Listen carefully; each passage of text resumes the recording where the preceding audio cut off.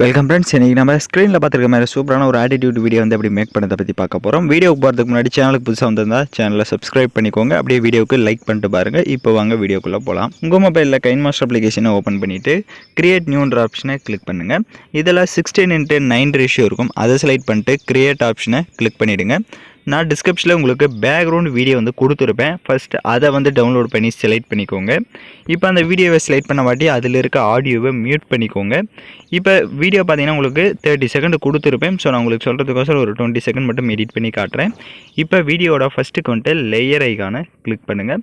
நான் டிஸ்கிரிப்ஷனில் உங்களுக்கு டிவி ஃப்ரேம் பிஎன்ஜின்னு வந்து கொடுத்துருப்பேன். அந்த இமேஜை ஃபஸ்ட்டு டவுன்லோட் பண்ணி செலக்ட் பண்ணிக்கோங்க. இப்போது அந்த இமேஜை செலக்ட் பண்ண வாட்டி அதோட சைஸ் வந்து லைட்டாக ஜூம் பண்ணிட்டு மேலே இப்போ நீங்கள் ஸ்க்ரீனில் பார்க்குற மாதிரி இந்த இடத்துல கீழே செட் பண்ணிக்கோங்க. இப்போ நீங்கள் ஸ்க்ரீனில் பார்த்தா தெரியும்.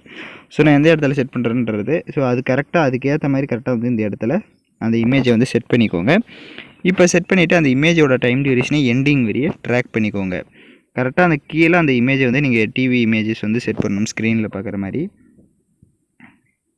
இப்போ செட் பண்ணிட்டு டிக் ஆப்ஷனை கொடுத்துட்டு வீடியோட ஃபஸ்ட்டுக்கு வந்துடுங்க. ஃபஸ்ட்டுக்கு வந்துட்டு லேயர் ஐகானை கிளிக் பண்ணுங்கள். இப்போ வந்து நம்ம ஃபோட்டோஸை வந்து 1 by 1 அந்த ஃப்ரேம்ஸில் வந்து செட் பண்ணிக்கலாம். ஃபஸ்ட்டு 1 ஃபோட்டோவை செலக்ட் பண்ணுங்கள். இப்போ ஃபோட்டோவை செலக்ட் பண்ண வாட்டி ஃபஸ்ட்டு இந்த ஃபோட்டோவை வந்து கிராப் பண்ணிக்கலாம். ரைட் சைடு கிராப்பிங் ஆப்ஷன் இருக்கும். அதை கிளிக் பண்ணி ஃபோட்டோஸ் வந்து உங்களுக்கு எந்த அளவுக்கு தேவையோ அந்தளவுக்கு ஃபஸ்ட்டு வந்து கிராப் பண்ணிக்கோங்க. அப்போ தான் வந்து கரெக்டாக நம்ம வந்து ஃப்ரேமில் வந்து செட் பண்ண முடியும். இப்போ கிராப் பண்ணிட்டு டிக் ஆப்ஷனை கொடுத்துட்டு கரெக்டாக வந்து அந்த ஃப்ரேம் அளவுக்கு இது வந்து இந்த மாதிரி கொண்டு போங்க.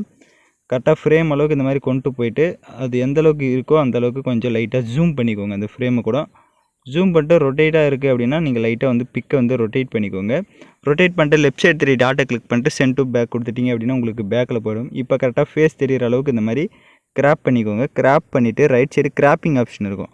அதை கிளிக் பண்ணி கரெக்டாக வந்து அந்த டிவி ஃப்ரேம்குள்ளே செட் ஆகிற மாதிரி கிராப் பண்ணிவிடுங்க.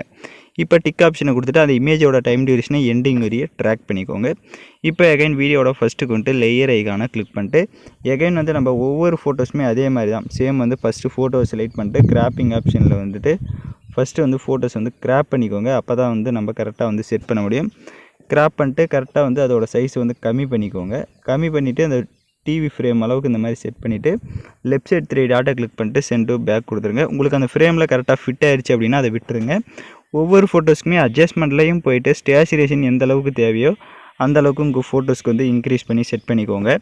பேலன்ஸ் இருக்க எல்லா ஃப்ரேம்ஸ்லையுமே சேம் அதே மாதிரி தான் நம்ம வந்து ஃபோட்டோஸ் வந்து செட் பண்ணணும். ஸோ கரெக்டாக வந்து நான் சொல்கிற மாதிரி பண்ணிக்கோங்க. அப்போ தான் உங்களுக்கு வந்து வீடியோவில் வந்து கரெக்டாக வந்து அது செட் ஆகும். இல்லை நீங்கள் கொஞ்சம் வந்து மிஸ்டேக் பண்ணிட்டாலும் உங்களுக்கு கரெக்டாக வராது. ஸோ அதனால் கரெக்டாக வந்து அதை பார்த்து பண்ணுங்கள். இப்போ தான் நம்ம சேனலுக்கு ஃபஸ்ட் டைம் வந்திருக்கீங்க அப்படின்னா நம்ம சேனலை வந்து சப்ஸ்கிரைப் பண்ணிட்டு கூட இருக்க பெல் பட்டனையும் கிளிக் பண்ணிட்டு ஆல்ன்ற பட்டனையும் கிளிக் பண்ணிவிடுங்க. அப்போ தான் நம்ம சேனல்ஸில் போடக்கூடிய எல்லா வீடியோஸோட நோட்டிஃபிகேஷன்ஸும் உங்களுக்கு உடனடியாக வரும். வீடியோஸ் வந்து ஸ்கிப் பண்ணாமல் ஃபுல்லாக பார்த்தா மட்டும்தான் நாம் யூஸ் பண்ணுற எல்லா ஸ்டெப்ஸுமே உங்களுக்கு கரெக்டாக புரியும். நீங்கள் கொஞ்சம் ஸ்கிப் பண்ணிட்டு போயிட்டீங்க அப்படின்னாலும் உங்களுக்கு சில டவுட்ஸ் வரலாம். அதனால் வீடியோஸை வந்து ஸ்கிப் பண்ணாமல் ஃபுல்லாகவே பாருங்கள். இப்போ கரெக்டாக வந்து ஃபோட்டோஸ் வந்து கிராப் பண்ணிக்கிறேன். உங்களுக்கு அந்த ஃபோட்டோஸ் வந்து கொஞ்சம் அந்த ஃப்ரேம் வந்து ரொட்டேட்டாக இருக்குது அப்படின்னா நீங்கள் ஃப்ரேம்ஸையும் ரொட்டேட் பண்ணிக்கோங்க. அப்போ தான் உங்களுக்கு வந்து கரெக்டாக இருக்கும்.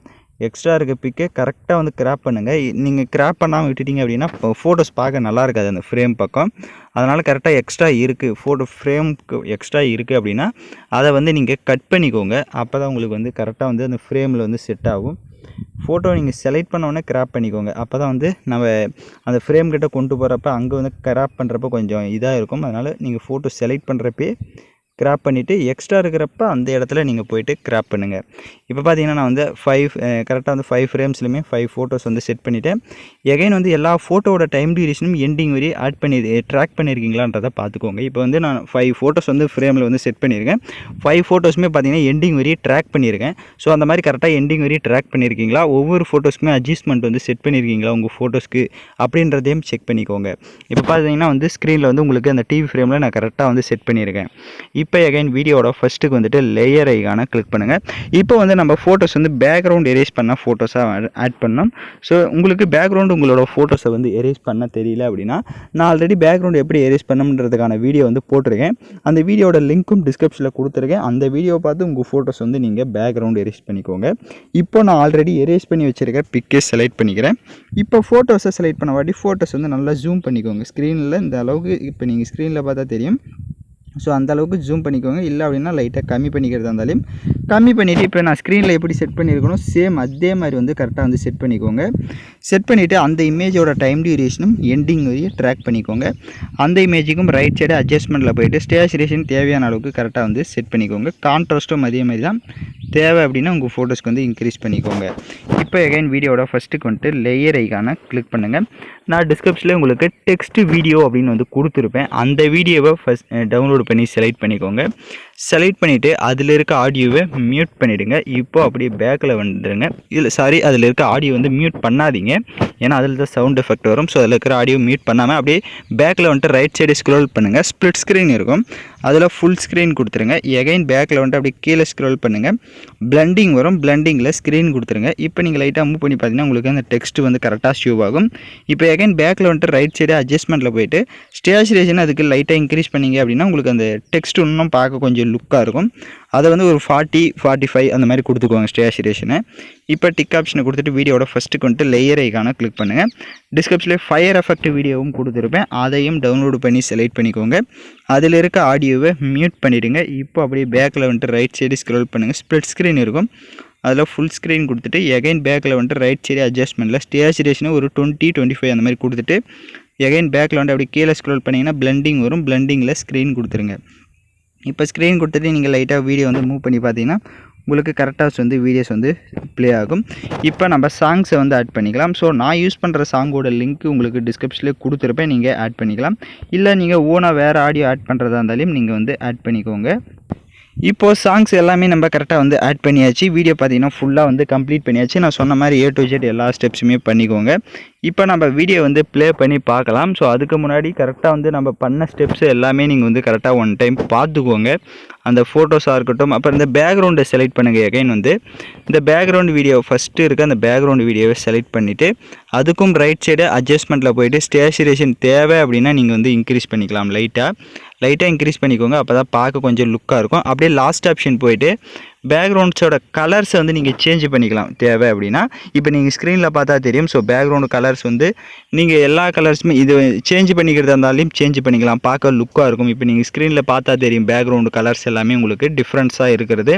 நீங்கள் பேக்ரவுண்டு கலரை சேஞ்ச் பண்ணுறீங்க அப்படின்னா, இப்போ எக்ஸாம்பிளுக்கு பிங்க் கலரை வந்து நீங்கள் செலக்ட் பண்ணுறீங்க அப்படின்னா அந்த டெக்ஸ்ட் வீடியோவும் அதே மாதிரி ரைட் சைடு அட்ஜஸ்ட்மெண்ட்டில் போய்ட்டு அதோட கலர்ஸை வந்து லாஸ்ட் ஆப்ஷன் யூஸ் பண்ணி ஹெச்ன்ற ஆப்ஷனை யூஸ் பண்ணி நீங்கள் சேஞ்ச் பண்ணிக்கணும். ஃபயர் எஃபெக்ட்டும் அதே மாதிரி நீங்கள் பேக்ரவுண்டு என்ன கலர் கொடுக்குறீங்களோ அதே மாதிரி தான் மற்ற வீடியோ அந்த இப்போ ஃபயர் எஃபெக்ட் மாதிரி என்னென்ன கலர்ஸ் இருக்கோ எல்லா கலர்ஸும் நீங்கள் அதை வச்சு தான் சேஞ்ச் பண்ணிக்கணும்.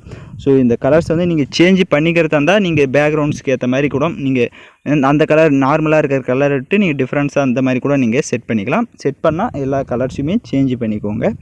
இப்போ நம்ம வீடியோவை ப்ளே பண்ணி பார்க்கலாம். இப்போ பார்த்தீங்கன்னா வீடியோஸ் வந்து சூப்பராகவே ப்ளே ஆகுது. உங்களுக்கு வீடியோவில் ஏதாவது டவுட்ஸ் இருந்தால் வீடியோவை ரிவைண்ட் பண்ணி பார்த்து எடிட் பண்ணுங்கள். இப்போ வீடியோவை எக்ஸ்போர்ட் பண்ணிக்கலாம். ஓகே ஃப்ரெண்ட்ஸ், இந்த வீடியோ பிடிச்சிருந்தால் லைக் பண்ணுங்கள், ஷேர் பண்ணுங்கள், சப்ஸ்கிரைப் பண்ணிட்டு கூட இருக்க பெல் பட்டனையும் கிளிக் பண்ணிவிடுங்க. அப்போ தான் நம்ம சேனல்ஸில் போகிற எல்லா வீடியோஸோட நோட்டிஃபிகேஷன்ஸும் உங்களுக்கு உடனடியாக வரும்.